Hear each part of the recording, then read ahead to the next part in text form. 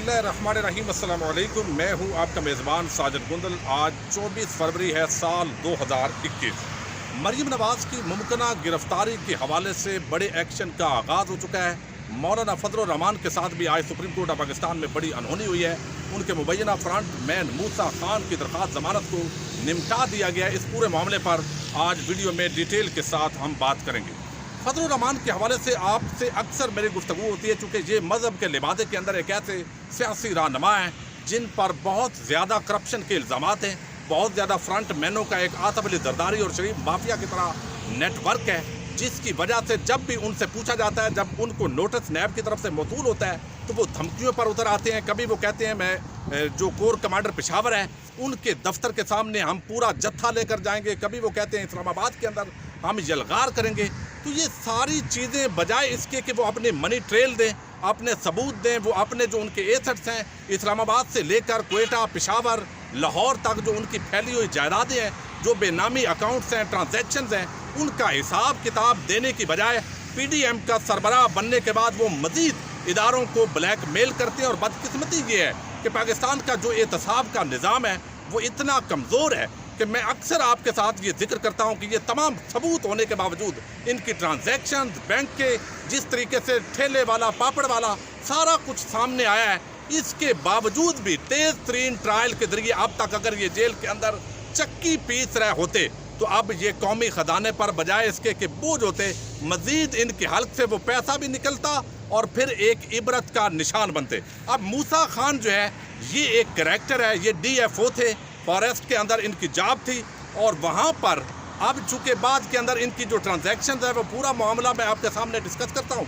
और फिर आज की समात का अहवाल भी शेयर करेंगे। लेकिन मामला ये है कि जो ये मूसा खान है इनका बेटा फजल रहमान का पर्सनल सेक्रेटरी है आज भी। यही वजह जब इनकी गिरफ्तारी की गई तो उसके बाद फजल रहमान ने बड़ी सख्त स्टेटमेंट्स दी। उन्होंने कहा कि ये मुझे ब्लैकमेल करने की कोशिश है।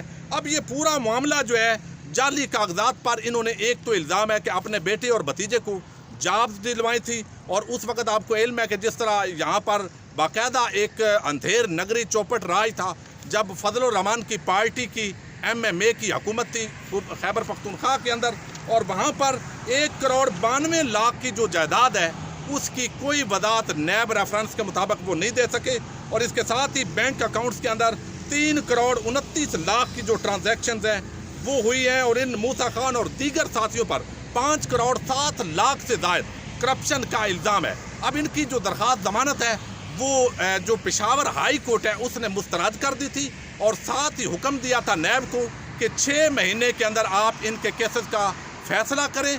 और जब दरख्वास्त ज़मानत मुस्तरद हुई तो वो इस बुनियाद पर हुई थी कि मुबैना तौर पर ऐसे लगता है बादी नज़र के अंदर के बाकी मूसा खान ने करप्शन की है और एक मामले के अंदर ये ऑलरेडी नैब के साथ प्ली बारगेन कर चुके हैं। आप खुद अंदाज़ा लगाएं, फॉरेस्ट के जो बाकायदा जो दरख्त होते हैं वहाँ से दरख्त कटवाए और पैसों के अंदर खुर्द बुर्द की और बाद अदा इसको प्ली बारगेन कर ली बाकायदा, यानी ये करप्ट आदमी साबित शुदा हो चुका है। लेकिन इस तरीके के साथ मज़ीद जब पेशावर हाई कोर्ट से इनकी ज़मानत मुस्तरद होती है तो इन्होंने अपील की इस्लामाबाद जो सुप्रीम कोर्ट ऑफ पाकिस्तान के अंदर जस्टिस मुशीर आलम की सरबराही में 2 रुकनी बेंच ने इसकी समाअत की है।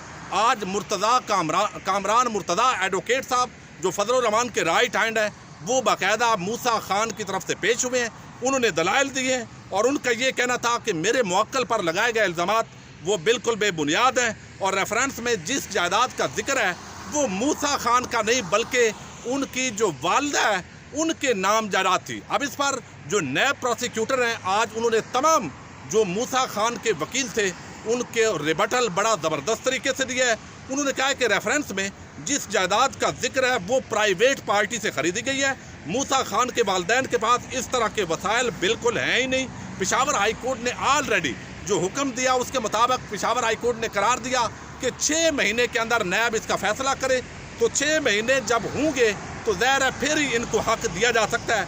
और फिर इन्होंने गैर कानूनी भर्तियाँ की हैं, आमदन से ज़्यादा सजात है, इनका पूरा एक नेटवर्क है जो पकड़ा गया है और मुबैना तौर पर इनकी जो करप्शन है वो बादी नज़र के अंदर वाज़े दिखाई देती है। इस पर मज़ीद बताया गया कि 40 गवाहान इसके अंदर पेश हो रही हैं और 6 माह का वक्त मैं ऑलरेडी बता चुका हूँ तो सुप्रीम कोर्ट ऑफ पाकिस्तान जो जस्टिस मुशीर आलम साहब हैं, उन्होंने भी चंद सवालात किए और उसके बाद ये जो फैसला दिया कि हम इस दरख्वास्त को निपटा रहे हैं, चूँकि ऑलरेडी पेशावर हाई कोर्ट बड़ा वाज़ेह तौर पर तमाम केस का जायज़ा लेने के बाद वो करार दे चुकी है कि 6 महीने के अंदर नैब इसका डिसीजन करे, ट्रायल मुकम्मल करे। अगर वो 6 महीने के अंदर नैब इसका ट्रायल मुकम्मल नहीं करती तो फिर आपको हक हासिल है कि आप इन ग्राउंड्स पर सुप्रीम कोर्ट ऑफ पाकिस्तान से रिलीफ ले सकते हैं। तो एक मरतबा फिर फजलुर रहमान को सुप्रीम कोर्ट ऑफ पाकिस्तान से बड़ा झटका लगा है और उनका जो फ्रंट मैन बेसिकली ये वो उनका तोता है जो चंद बड़े तोतों में से है जिनके अंदर फजलुर रहमान की जान है, और आज एक मरतबा फिर जमानत मंजूर हुए बगैर वो इस्लामाबाद से वापस पलट गए हैं। दूसरी तरफ जो है और वो जो केस सेनेट के हवाले से चल रहा है उस पर हम अलहदा बात करेंगे। और मरियम नवाज़ जो है, मैं भी अक्सर ये बात करता रहा हूँ कि जब भी नैब को फजलुर रहमान हो, मरियम नवाज़ हो, कोई भी धमकी देता है तो उसके बाद नैब बिल्कुल खामोश हो जाता है। हमने देखा पिछली मरतबा जब ज़मीन के जो जाती उमरा के अंदर ज़मीन का मामला है, ये टोटल 1440 कनाल ज़मीन का मामला है, जिसके अंदर कुछ नवाज शरीफ, शहबाज शरीफ के नाम 12-12 एकड़ है। इसके साथ इन्होंने जो काम किया है वो यही किया है जो मूसा खान ने किया है। अब ये जो ज़मीन है इसके अंदर हमने देखा कि जिस तरह नैब ने उनको अगस्त के अंदर 2020 में तलब किया था और मरियम नवाज़, कैप्टन रिटायर सफदर और चंद बाकी जो उनके गुल्लू भट्ट हैं, उनके हमरा बाकायदा मुनज़्ज़म तरीके से नैब के दफ्तर के सामने धावा बोला गया, हमला किया गया। फिर बाद अदा वो लोग जमानतों पर रिहा भी हो गए, पथराव बाकायदा मनसूबाबंदी के साथ किया गया और उसके बाद नैब अभी उनको इस मामले के अंदर तलब कर रही है। मगर ज़राए का ये दावा है कि मरियम नवाज़ का अब खेल आहिस्ता आहिस्ता ख़त्म होता जा रहा है और उसकी ये पहली कड़ी है।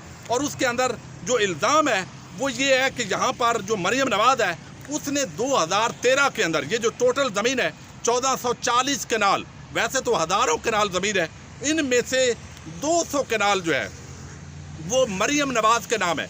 उन्होंने 2013 के अंदर ये ख़रीदी है। तो उनसे जो सवाल किए गए हैं वो सवालनामा भेजा गया था, जिसके बाद उन्होंने दावा बोला था कि ये जो ज़मीन आपने ख़रीदी है जाती उमरा के अंदर, एक तो ये पहले कमर्शल थी, फिर शरीफ ख़ानदान चूँकि रूल कर रहा था वफाक के अंदर भी और सूबे के अंदर भी, जो खादमे आला नाम नियाद है वो हुकूमत कर रहा था। तो इर्द गिर्द की तमाम जो कमर्शल ज़मीन थी उसको रूल्स बनाकर ज़री ज़मीन डिक्लेयर कर दिया गया, LDA के साथ साजबाज की गई और फिर यहाँ से ख़ुद अपनी ज़मीनें ख़रीद ली गई ताकि ये ज़मीनें ज़्यादा जो है वो कीमती हो जाएंगी। और इन जो जाती उमरा का ये शहनशाहों का महल है, इसके इर्द गिर्द किसी तरह भी कोई कमर्शल जो है वो सरगर्मी ना हो, ये बाकायदा खुला महल इन्हीं शहनशाहों का है। तो यहाँ ये मामला था और इसके अंदर जो है हमने देखा कि पूरी तरह मरियम नवाज़ लाजवाब थी। सवाल किया गया कि बताइए ज़मीन के जो ख़रीदारी के ज़राए आमदन क्या है, ट्रांजैक्शन कैसे हुई, ख़रीदारी का तरीक़ाकार क्या है, अराज़ी जो आपने ख़रीदी उस पर कितना टैक्स दिया है, ये आपकी ज़मीन ज़री है या कमर्शल है, इसका स्टेटस क्या है। तो ये सारे सवालात जो है सवालनामा मरियम नवाज़ को भेजा गया है और अब उनको 2 मार्च दिन 11 बजे यानी सेनेट से इंतखाबात से एक दिन पहले नैब को ज़ाती तौर पर मरियम नवाज़ को तलब किया गया है। और तलब करने पर अगर वो दोबारा गुल्लू भट्टों के हमरा किसी किस्म का हमला करने की कोशिश करती है तो नैब ज़राए के कहना है कि पूरी तरह बंदोबस्त किया जाएगा और अगर वो नैब को मुतमईन नहीं कर पाती तो फिर मुमकिन तौर पर मरियम नवाज़ जो है उनकी इस केस के अंदर गिरफ्तारी होने जा रही है। एक पूरा जाती उमरा का ये जो ज़मीन है हज़ारों कनाल, इस पर ऑलरेडी 4000 कनाल पर एक प्रोफेसर है पंजाब यूनिवर्सिटी से, वो मैं अलहदा एक वीडियो में आपको डिटेल बता चुका हूँ। उनका दावा ये है कि ये हमारे आबा व अजदाद की ज़मीन है। वो सिविल डिस्ट्रिक्ट कोर्ट के अंदर लाहौर के अंदर समाअत हो रही है उसकी, और उनका दावा है कि ये 4000 कनाल जिसके अंदर शरीफ माफिया का कब्जा है ये उनके आबा व अजदाद की ज़मीन है और बाकायदा डॉक्यूमेंट्री जो एविडेंस है वो उनके पास मौजूद है। तो अब ये जो पूरा मामला जिसके अंदर आप इनका तरीका वारदात जो है वो सिर्फ चेक करें कि शमीम बेगम जो नवाज़ शरीफ और मरियम की दादी थी और नवाज़ शरीफ की वालदा, इसमें से 1936 कनाल उन्होंने ज़मीन अपनी वालदा के नाम ट्रांसफ़र करवाई।